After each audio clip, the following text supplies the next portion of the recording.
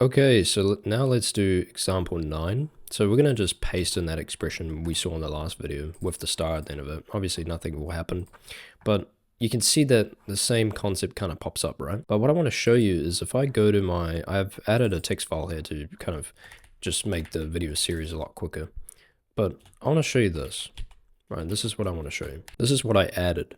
So you can see that this is the URL and then this is the parameter here. So take a look, what do you see? So basically what this line of code does, it's using a conditional and it's a error-based injection. So once we, cause an error, we can actually inject that within the parameter. In some cases, what you can do is just add this at the end of it. But if that doesn't work, you can also just leave it empty and SQL map will try and run it. And if that doesn't work, you can also use the tamper parameter, the tamper space to comment. You can use that to try and perform the SQL injection, but otherwise, this is the end of the SQL injection series, so that's how you do this one.